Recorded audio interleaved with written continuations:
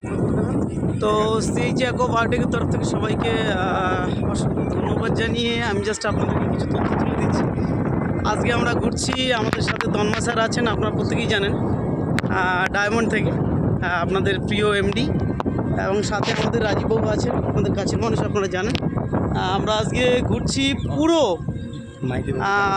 আপনার গঙ্গাসাগরের বিস্তীর্ণ এলাকা জুড়ে। আপনারা দেখতে পাচ্ছেন বিস্তীর্ণ এলাকা জুড়ে আজকে সাগরের বিভিন্ন জায়গায়, এর আগে আপনারা দেখেছেন, আমরা প্রত্যেকটা জায়গায় এসেছি, দেখিয়েছি আপনাদেরকে। বাট আজকে যেটা আপনাদেরকে দেখাচ্ছি, হ্যাঁ, সেটা হচ্ছে এটা দেখতে পাচ্ছেন নতুন ইস্কন মন্দির হচ্ছে। তো সেই সমস্ত জায়গায় কিন্তু আমরা আজকে ভিজিট করছি, এবং আমরা আজকে এখন এখান থেকে ফিশারি ভিজিট করব।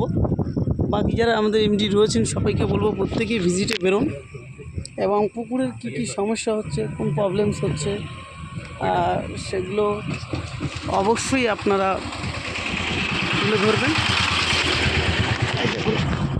সাগরের ফিশারি আপনাদেরকে তুলে ধরার চেষ্টা করছি। সাগরে যদি কারো পরিচিতি থাকে বা যারা কাজ করতে পারছে না, অসুবিধায় আছে, অবশ্যই জানাতে পারেন। আমাদের 17খানা পুকুর। আচ্ছা, আর ওটা আমার ভাইপো। আচ্ছা, ও কারখানা করে। আচ্ছা, আমাদের অ্যাকোয়ারিয়াম হয়ে উঠে গেছে বলি। ও একটা উঠে